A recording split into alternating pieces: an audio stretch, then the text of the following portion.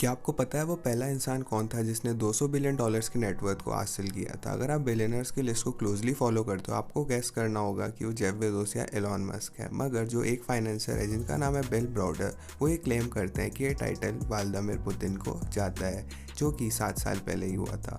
बहुत ज़्यादा आइकॉनिक है क्योंकि ऑफिशियल प्रेसिडेंशियल सैलरी जो है उनकी 8.8 मिलियन रूबल्स है हर साल की, यानी कि 1,30,000 डॉलर्स। अगर हम इसे अगर वो पूरे साल भी सैलरी को बचा लेते हैं तो उन्हें 20 लाख साल लगेंगे 200 बिलियन डॉलर्स के मार्क में पहुंचने के लिए, और कंपाउंड ग्रोथ को ले लेते हैं 10% हर साल की, तो फिर भी उन्हें 125 साल लग जाएंगे।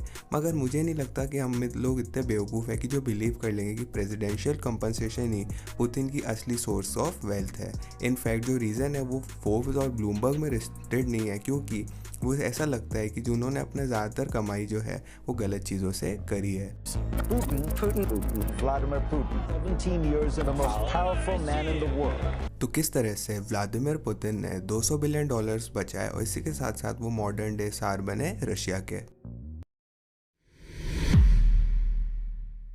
अगर थोड़ा पीछे जाए तो व्लादिमीर पुतिन का जन्म 7 अक्टूबर 1952 को लेनिनग्राड यूएसएसआर में हुआ था, जो कि अब है सेंट पीटर्सबर्ग रशिया में।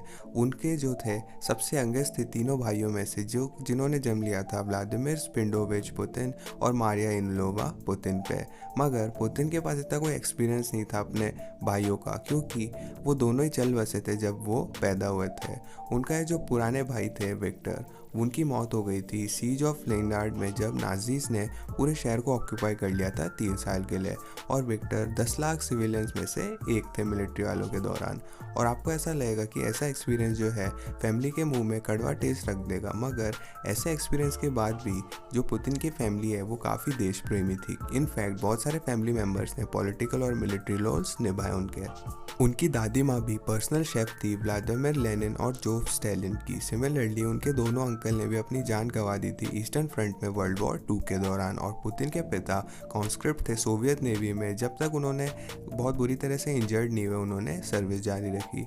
जबकि क्योंकि पुतिन वर्ल्ड वॉर 2 के बाद जन्म लिया था उन्होंने, तो उनको कोई भी ऐसे इवेंट्स को एक्सपीरियंस करने को नहीं मिला, मगर मुझे ऐसा लगता है कि उनकी फैमिली ने उन्हें ज़रूर बताया होगा। एनीवेज, पुतिन जो है वो स्कूल नंबर 193, जो कि एक लोकल स्कूल था अपने घर के पास, उसको अटेंड किया।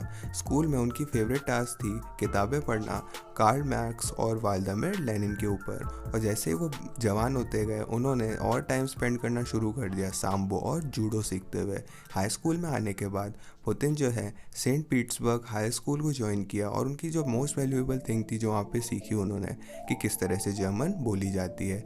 लेटर उन्होंने परफेक्ट कर लिया था अपनी स्किल्स को और काफ़ी फ्लुएंट हो चुके हैं आज वो। Меня неправильно поняли, говорит наш гость. Да-да, пожалуйста, пожалуйста. अब आगे आता है कॉलेज में। पुतिन ने 5 साल लेनिनग्राड स्टेट यूनिवर्सिटी में बिताया और लॉ की डिग्री 1975 में। हालांकि यूनिवर्सिटी में होते हुए पुतिन ने एक बिजनेस लॉ प्रोफेसर जिनका नाम था एंटलुई शोपचैक, उनसे दोस्ती करी, और जो कि काफ़ी ज़्यादा इंपॉर्टेंट होने वाले हैं इस कहानी में। उसी समय पुतिन जो थे कम्युनिस्ट पार्टी को ज्वाइन करने के लिए फोर्स किया गया सोवियत यूनियन में, और ये तो क्लियर नहीं है कि किस तरह से पुतिन को फील हुआ इस चीज़ पे, मगर जब वो बच्चे थे तो बहुत ज़्यादा ऐसे बच्चे थे कि उन्होंने यंग पायनियर ऑर्गेनाइजेशन को भी ज्वाइन नहीं किया था, जो कि आप एग्जैक्टली वही सोच सकते हो। और जो पुतिन थे वो क्लेम करते हैं कि कम्युनिज्म एक कोड देगा, a blind alley far away from main stream of civilisation. तो मुझे कंफर्म नहीं है कि पुतिन जो है उन्होंने कम्युनिस्ट पार्टी ज्वाइन करी अपनी इच्छा से, मगर ऐसा तो था कि वो छोड़ के जाने वाले थे अपनी इच्छा से। और ये हमको लेके आता है पुतिन के केजीबी वाले दिनों पे। लॉ स्कूल से ग्रेजुएशन करने के बाद पुतिन ने केजीबी को ज्वाइन किया और अपनी ट्रेनिंग शुरू करी। अगर आपको पता नहीं है केजीबी क्या है, तो एक सोवियत यूनियन की इंटेलिजेंस एजेंसी है, या फिर उनकी एफबीआई या सीआईए। पुतिन का पहला रोल था ट्रेनिंग के बाद सेकंड चीफ डिक्टेट का, जो कि प्राइमरी फोकस करता था काउंटर इंटेलिजेंस को कलेक्ट करने में। हालांकि ये लंबा नहीं चला क्योंकि वो ट्रांसफ़र होने वाले थे फर्स्ट चीफ डायरेक्टरेट पे, जहाँ पे उनका टास्क था मॉनिटर करना फॉरेनर्स और कॉन्सुलेट्स को। पुतिन ने सारी मैनुअल टास्क को एक दशक तक पूरा किया, सितंबर 1984 तक, जब तक वो इनवाइट नहीं किए गए आगे की ट्रेनिंग में यूरी एंड्रोपोव रेड बैनर इंस्टीट्यूट में। और ये एडिशनल ट्रेनिंग के बाद पुतिन को ड्रेसडेन भेज दिया गया ईस्ट जर्मनी में, जहाँ पे उनको रेपुटेशन मिली बहुत ही कमाल का केजीबी का जासूस बनने के लिए। है। ये कहानी ऐसे जाती है कि पुतिन ने काम किया अंडरकवर ट्रांसलेटर बनके और काफ़ी क्रेजी इवेंट्स में उनका हिस्सा था। एग्जाम्पल के लिए एक स्टोरी सजेस्ट करती है कि पुतिन ने मदद करी थी इंटीग्रिटी को प्रोटेक्ट करने की सोवियत यूनियन की कोलैप्स ऑफ बर्लिन वॉल के दौरान। अपेरेंटली उन्होंने फाइल्स भी बचाई थी सोवियत कल्चर सेंटर की, और उन्होंने सीक्रेट केजीबी फाइल्स जो कि ड्रेसडेन में थे उनको भी जला दिया था। मगर कई सारे जर्नलिस्ट ये सजेस्ट करते हैं कि ऐसा कुछ भी नहीं हुआ था। माशा गेसन एग्जाम्पल के लिए ऐसा क्लेम करती है कि ड्रेसडेन में भी पुतिन जो थे मेनली सेवक के कामों में लगे थे। माशा सजेस्ट करती है कि पुतिन ने अपना ज़्यादातर टाइम कलेक्टिंग करना प्रेस की क्लिपिंग्स जो कि यूजलेस थी यूएसएसआर के लिए किया था। हालांकि पुतिन के केजीबी कोलीग्स व्लादिमीर उल्टसेव ये एग्री करते हैं कि उन्होंने हालांकि बहुत बड़ा तो काम नहीं किया था कोई, मगर बाकी जर्नलिस्ट सजेस्ट करते हैं कि ये सिर्फ कवर किया गया उनको हाइड करने के लिए किस तरह से पुतिन केजीबी के साथ थे, मगर ज़्यादातर एविडेंस जो है वो कुछ और ही सजेस्ट करता है। एग्जाम्पल के लिए आपको याद होगा किस तरह से पुतिन ने बहुत सारी फाइल्स ड्रेसडेन की जलाई थी। हालांकि जर्मनी जो थे बहुत सारी इंपॉर्टेंट फाइल्स को रिट्रीव कर पाया था जो कि जल चुकी थी, और ऐसा भी नहीं था कि पुतिन जो थे केजीबी को छोड़ दिया था जैसे ही यूएसएसआर का कोलैप्स हुआ था। केजीबी ने उन्हें रिज़ाइन करने को बोला था एक्टिव सर्विस से जब ड्रेसडेन ख़त्म हुई थी, क्योंकि उन्हें ऐसा लगा था कि वो एलिगेंस को ट्रस्ट नहीं कर सकते। और लेनिनग्राड में पुतिन ने केजीबी की रिक्रूटिंग को चालू रखा था, मगर जैसे ही सोवियत प्रेसिडेंट के अगेंस्ट लड़ाई शुरू हुई पुतिन ने केजीबी से भी रिज़ाइन कर दिया, और 20 अगस्त 1991 में यूएसएसआर जो थे वो खुद ही कुछ महीनों बाद ख़त्म हो गई थी।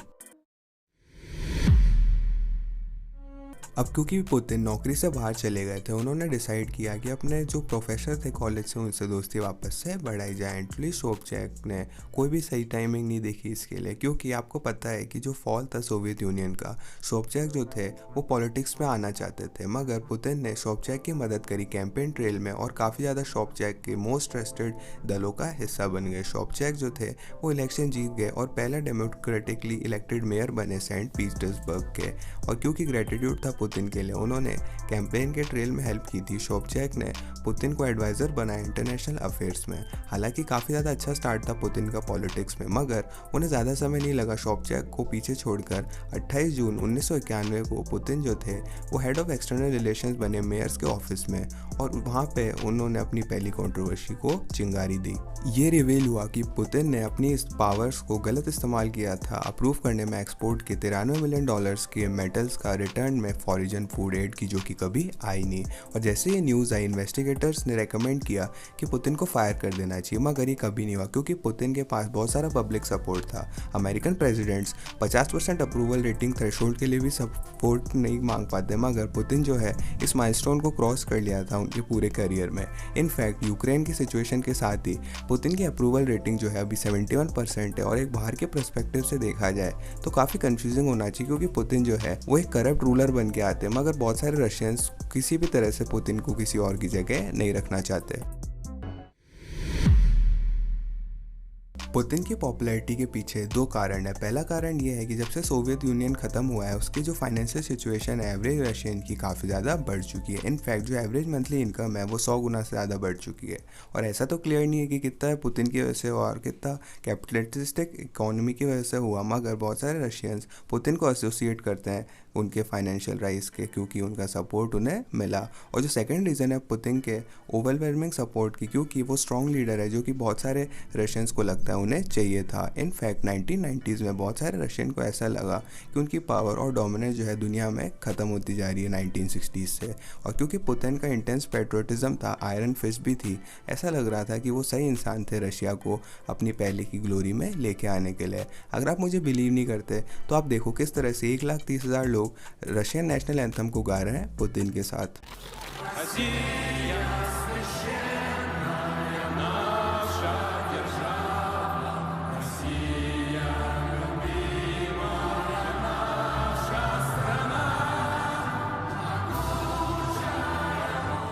क्लियरली वो ऐसे इंसान तो नहीं है जिनके पास पब्लिक सपोर्ट की कमी है। एनीवेज पुतिन ने अपने पब्लिक सपोर्ट को आगे बढ़ने के लिए पॉलिटिकल की सीढ़ी में काम लिया। 1996 में उन्होंने deputy chief of the presidential property management directorate को ज्वाइन किया। 2 साल बाद उन्हें first deputy chief of staff बना दिया प्रेसिडेंशियल एग्जीक्यूटिव ऑफिस का, और 1999 में president of Russia Boris Yeltsin ने पुतिन को प्राइम मिनिस्टर बना दिया रशिया का। और जब येल्सिन ने स्टेप डाउन किया प्रेसिडेंट से, उन्होंने पुतिन को नॉमिनेट किया अपना सक्सेसर बना के। पुतिन जो थे 2000 के इलेक्शन जीते 53% वोट से और जो पॉपुलैरिटी उनकी बढ़ती जा रही है। एग्जाम्पल के लिए उन्होंने 2018 के इलेक्शन 76.69% ऑफ द वोट से जीते। इसको पर्सपेक्टिव में लाया जाए तो सिर्फ एक अमेरिकन प्रेसिडेंट जिन्होंने लार्जर परसेंटेज से पॉपुलर वोट्स जीते वो है जेम्स मॉनरी और जॉर्ज वॉशिंगटन। और ऐसे तो ओवरवेलमिंग सपोर्ट से ये तो क्लियर है कि पुतिन जो है वो बहुत जल्द कहीं नहीं जाने वाले हैं। सो हमने ये तो कवर कर लिया कि पुतिन टॉप पे कैसे पहुंचे पॉलिटिकली, मगर किस तरह से वो पहुंचे टॉप में फाइनेंशियली। तो जैसे उन्होंने केजीबी को छोड़ा, पुतिन ने कहते हैं कि वो कंसिडर कर रहे थे टैक्सी ड्राइवर बनने के लिए, एक्स्ट्रा पैसे कमाने के लिए। तो चीज़ें काफ़ी ज़्यादा बेरंग लग रही थी, मगर आज जो है वो दुनिया के सबसे अमीर इंसान कैसे है। तो क्या हुआ ऐसा? तो जैसे बाकी सारे बिलियनर्स की तरह उनका प्राइमरी सोर्स ऑफ वेल्थ है एसेट्स, जिसमें शुरुआत आती है स्टेक्स इन कंपनीज से।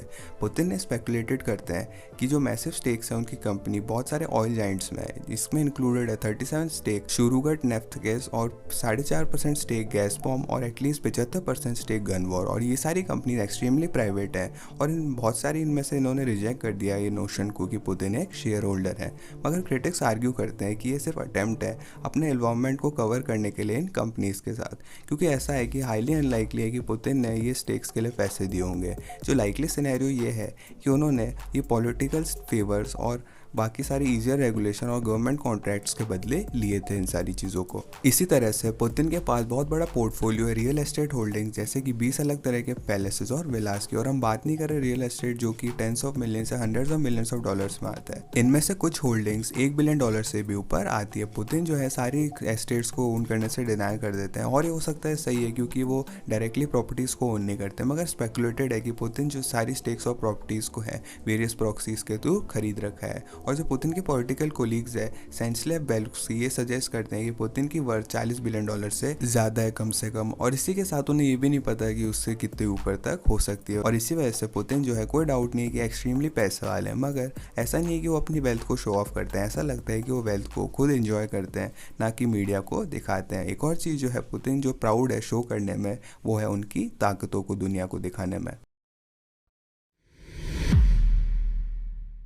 अभी तक मुझे इतना तो पता है कि आप में सारे लोग यूक्रेन की सिचुएशन से फेमिलियर हो गए। ऐसा लगता है कि पुतिन जो है यूक्रेन को इसलिए हमला कर रहे हैं क्योंकि उन्हें सबक सिखाना चाहते हैं। तो ऐसा तो नहीं लगता कि एक्शन की वजह से उन्हें पब्लिक सपोर्ट की कमी मिली है रशिया के अंदर, मगर ये चीज़ें बहुत जल्दी बदल सकती है अगर चीज़ें कड़वी होती है। तो बहुत सारी वेस्टर्न कंट्रीज़ जो है वो सैंक्शंस लगाने लग गए रशिया पर और लिमिट करने लग गए उनकी एबिलिटीज़ को।